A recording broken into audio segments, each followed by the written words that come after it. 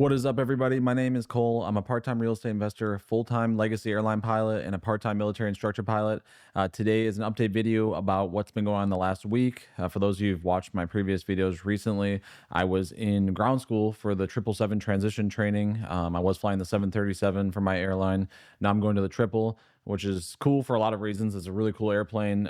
It's a big airplane, and that doesn't really matter too much to me. It was more of a scheduling decision for me. Being able to fly longer means I have to fly less days to get the same amount of hours, basically. So, to put that in perspective, on a 3-day trip in the 7-3, you maybe fly 15 hours or so. In those same 3 days, you could fly, in some cases, almost double the amount of time because you're going so much further. Some of our furthest destinations are, in the 12, 13, 14-hour range. So when you're going those kind of ranges, you can make your schedule a lot more efficient. And so the idea was that I was going to make my schedule more efficient and get paid a little bit more to fly the triple. So I'm in the middle of the transition as we speak. Previously, I was talking about ground school. I finished ground school. And to recap that, ground school for the 777 basically is learning a lot about the systems. So you spend a couple hours a day about systems and then a couple hours a day doing the procedures, how to start the airplane, how to get through basically each phase of flight from takeoff to landing to the gate and everything in between, and how to deal with cold weather operations and things like that. So it was a lot of just learning about how the airplane actually operates. And now I've progressed. At the end of that, it culminates in a kind of electronic skills validation, a procedures validation and electronic skills tests. All the ground school training culminates in basically two different tests. One of them testing basically your comprehension of all the procedures, and the other one to test your comprehension of the systems. It's not the best way to really understand it, whether or not you know systems, because it's multiple choice and you know the answer bank, so you can kind of just learn the test. So it's not really as comprehensive as like maybe in the military where someone sits down with you and says, "Hey, I'm a gallon of fuel, talk me through how I get through the system," and you have to really understand how things work to be able to articulate that. It's not that way anymore. It's a lot more focused on the procedures, which makes sense in this day and age. There's a lot of technology built into these airplanes, and you really need to understand how to use that as a pilot to be effective at your job. So that's kind of the way that airlines look at it these days. For better or for worse, that's just the way it is. So I just roll with the punches. I don't make those decisions. I'm just there to try to learn the game. So I finished all the ground school stuff. Now I'm in the simulator training. So as you're seeing me right now, I'm 5 simulator sessions in out of 10 that take you basically through the whole training pipeline. Each session is 4 hours a piece. So you're getting about 40 hours in the simulator, doing the thing over and over and over, a lot of repetition. And what that looks like on an average day. Each day is different, right? They have different focuses for each session. The sessions that I did up to this point were focused on normal operations and then obviously non-normal operations when you have problems and how to work through those. The 777 has an electronic checklist, which is the first time I've really ever used one, where it's actually built into the airplane. So when something happens, it will pop up on the ICAS, which is basically the alerting system to tell you maybe what's gone wrong. And you basically click through that with like a cursor, and you kind of walk through the checklist. The airplane does things on its own to try to, remedy situations that you might be in. So compared to the 737 and compared to like the aircraft I fly in the military and aircraft I've flown previous to this, it's extremely advanced. It does a lot of things for you. It takes a lot of the guesswork and the thinking out of what you're doing. It's really just read, do, instead of having to think, okay, how does this system interlock with this system? There's some of that, but a lot of it's just checklist driven. It's just going to tell you what to do. It knows what it wants. It's already done things that it knows it wants and can do itself. So it's definitely a change of pace as far as operating the aircraft. But it's a plane at the end of the day. It flies very similar to a lot of other jets. It's just bigger. The numbers change, the figures change, but a lot of times at the end of the day, it's still a plane. All planes fly relatively similarly for the most part. So as long as you understand the basics of flying, and if you've flown, a couple of jets before this, the transition isn't too terrible so far. Full disclosure, I've not passed any check rides or anything yet, so there's still plenty of time for this to all fall apart. But I'm on my 48-hour break between basically both blocks of instruction. So you do for 5 simulator sessions, get 48 hours off, and then you roll back in for another 5. So by the time you see me next, I will either have passed my check ride and become a newly minted 777 pilot for this airline, or I will have failed and I will still be in training and I won't be here to make more videos. So we'll see what happens. Obviously, I'm going to do everything I can to not be the latter choice there. But some of it is, on any given day, on any given check ride, things can go wrong and you can make mistakes. And really, a lot of it comes down to the evaluator too and what they're willing to work with. Even as an instructor, I've flown with people And issues that I might look past are issues that other instructors might not look past. And so you just have to understand that anything can happen, and you just got to be as prepared as possible and roll into it. So that's enough about the airline stuff. If any of you have any questions about that specifically, I'm happy to talk about it, but I'm not really trying to make this a airline centric page. There's a lot of airline pilots out there that talk a lot about how to be an airline pilot and what that looks like. So I don't want to focus on that.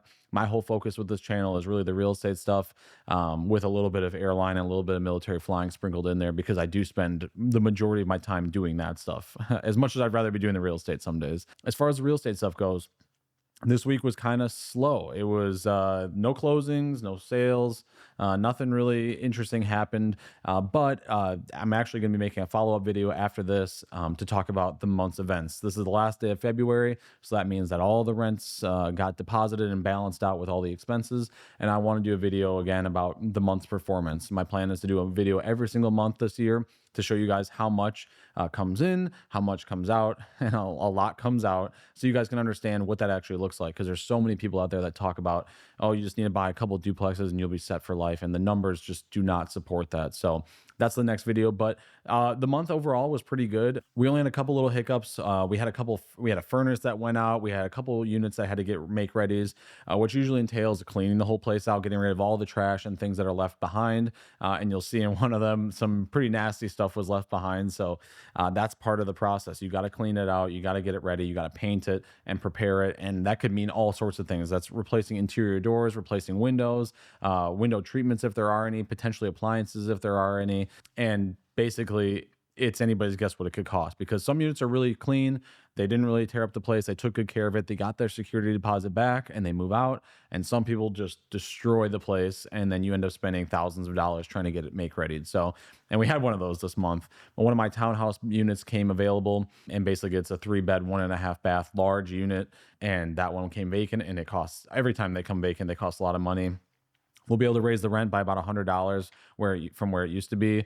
But the trade-off is you're going to be I think I spent over $4,500 fixing that one up, which basically negated the cash flow for all those townhouse units in that LLC. So every month it's sometimes you're the hammer, sometimes you're the nail. And I'm really trying to hit that one home for everybody, because the only way I think to make the real estate stuff work really, really well is to have units at scale. And it's really hard to do that. I mean, it's taking me like 8 years to even get where I'm at right now. The first couple units are the hardest, because if you have one duplex and somebody stops paying you and you have to evict them, or you have a unit just come available, 50% of your money is taken out right there. So you're paying out of pocket.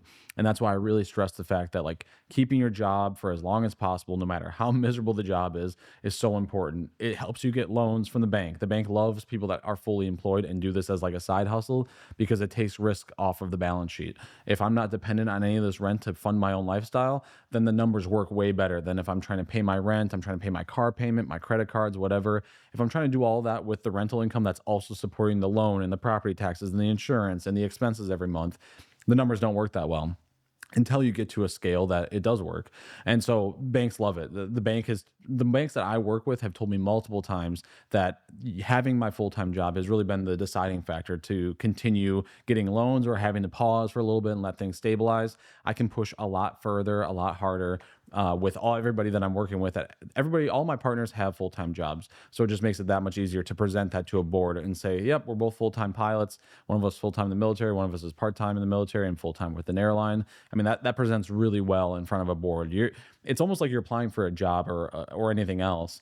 You're going in front of people and trying to sell yourself, because they can make loans with anybody. And why should they make a loan with you is really how you should be looking at it. Don't just assume because you have a deal and you have a little bit of money saved up that they're just going to write that loan. It doesn't necessarily work that way, especially as you start getting into higher unit counts, because the larger you get, the larger the risk is, right? You have more and more and more units, more and more and more debt, hopefully more income coming in as well. But you could get hit with heavy expenses. When COVID was going around, that caused a lot of havoc. So you just have to think from the perspective of a bank. Why would they want to lend to you? Do you have good credit? Do you have a stable job? Do you have a decent deal? Sometimes you have your great credit and a great job, but a terrible deal, and you don't even realize it. So It's a lot of just give and take, and the bank wants to take a lot, so just be prepared to give them as much as possible. The month was generally pretty good.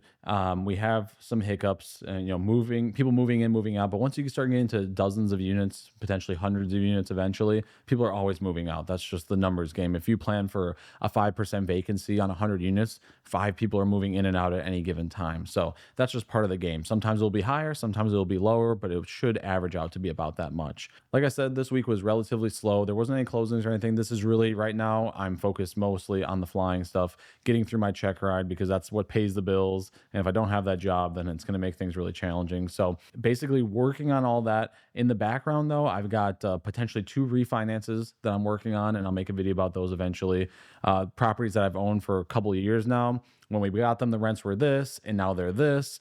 And so in a rental property, when rent increases over time, assuming the other expenses don't also increase drastically over time, there should be a gap there where you can pull out equity. Because if the property was producing, let's say 40,000 a year in income, and now it's producing 60,000 a year in income, because you look at each property like its own little business, the business is making more money, therefore the business is worth more money. And now there's a lot of caveats to that. Did the property taxes go up crazy? Are their interest rates the same or lower? If they're higher, that could wash out the difference. If the interest rates, like they did, went from 3% to 7%, your gap in equity might not really matter, because your income that you're bringing in on that property is just going to get washed out by the higher interest rate, if that makes sense. So you might not be able to pull out money against the property if you're taking on a double interest rate than where you were at. One of these properties is coming due at the end of December, so basically we're gonna have to deal with it anyways. And so we're really eyeing that one for a cash out refinance. We owe about 170,000 on it. We think it's worth about 400,000. You might be saying, well, why wouldn't you just sell that property? You could sell it. It triggers a lot of different issues. One of them being, if you don't find a replacement property or replacement properties, you're going to get trigger capital gains. So you're going to get nailed with taxes, which is just part of the game. But the hope is, if you're trying to grow, you don't want to pay a ton in taxes because that's slowing you down. So if you sell it, you're going to have to pay capital gains, or you're going to have to exchange it for another property. So you're going to have to find something to replace it with. And there's a lot of gates to meet with that. The big one being finding the replacement property and closing on it within 6 months of selling the subject property. So you have to figure that out. I have some replacement properties, but this building is really nice. It's a clean brick building. I'll try to throw up a picture of it so you can get an idea of what it looks like. I don't want to get rid of it. It's nice, large units, 2 3 bedrooms, 2 2 bedrooms. It's got a 2 car garage. It's a clean brick building that I could hold on to for the next 30 years, and I'd be happy to. So if I want to do a cash out refinance, what does that look like? Usually the bank is going to send an appraiser out there. The appraiser is going to come out and say, I think this is worth $400,000, let's say. And usually banks are only going to give you 75% of that number to lend against. And so when you do that math, you'll figure out, okay, what's 75% of the appraised value? What do I owe on the property? And the gap between those two, between the 75% of the appraisal and what you owe currently, that gap is the money that you'll have to play with. And they'll give you literally a check for $100,000, let's say. And it's tax free because you owe the money back to the bank. It's just a loan. The tenants are paying for it by way of the rent. So you're not really paying for it directly, hopefully, but it is still loan money. So it's not a taxable event, and you can take that money and deploy it to go buy other properties. Now, it's a great tool. It's a tool that makes real estate really valuable in a lot of ways, I think.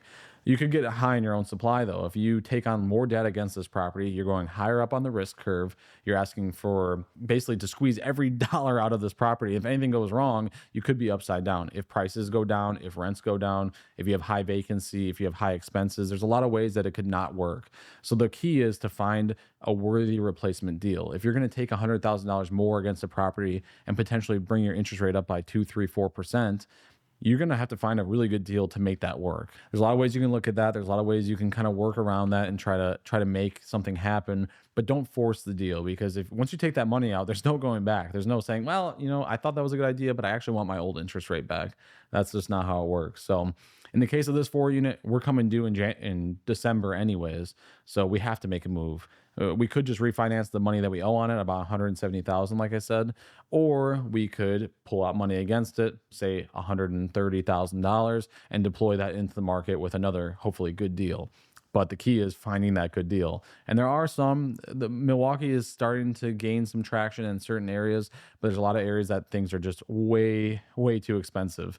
And funny enough, one of the buildings I sold a couple years ago, it's an 8 unit building in West Dallas, and I sold it for 674,000, I think it was. It's relisted on the market for 900,000. And I'm curious to see if it sells because when I sold it, I was like, there, when this guy bought it, he bought it cash from California. And I thought he was crazy. I was like, there's no way the building didn't even make money for what I paid for it. And I only owed maybe 300 some thousand on it.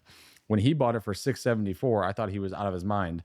He might prove me wrong. In 2 years of ownership, he might be selling it for 900,000. And I'll say, well, I wish I would have held on to it a little bit longer. That being said, the money I got from that deal fed into other properties that I bought. And so I think I outperformed him anyways.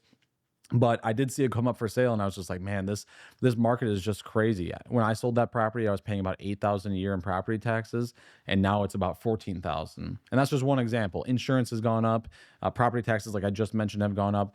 That building you pay for community heat, you have a boiler, so you're paying for heat for everybody. I guarantee you that hasn't gotten any cheaper. So when you look at it, it's just like, man, like owning multifamily to me right now, that's where everybody wants to be. That's the sexy place to be. I just don't see the value there. I think I can get properties for much cheaper in the duplex single family range that the tenants pay for the majority of their own stuff. I'm paying water bills maybe on single families that we don't even pay the water bill. So to me, the value is significantly better there than it is in the multifamily. That being said, it's way easier to sell one 32-unit building than it is to sell 32 single family houses. So there's a give and take there. For now, though, like I've said before, I'm focusing on the single families and duplexes. But even more so than that, right now, I'm focusing on trying to fly the 777 and keep the greasy side down. So, yeah, 777 training and basically rolling into my training thereafter on the line, flying actual trips, and we'll go from there. But it's been really busy lately. I got back on Thursday. I landed in Milwaukee at like 5:20, and by like 6:30, I was flying in my military aircraft to reset my night vision goggle currency. So it's just been really busy lately, and hopefully I can get back to a little bit more content soon. I've got an awesome editor now, so shout out to Kevin. He's taking care of me. But anyways, that's just a quick update of what's been going on, thoughts in my brain about things that are going on, and I'll talk to you guys soon. See ya.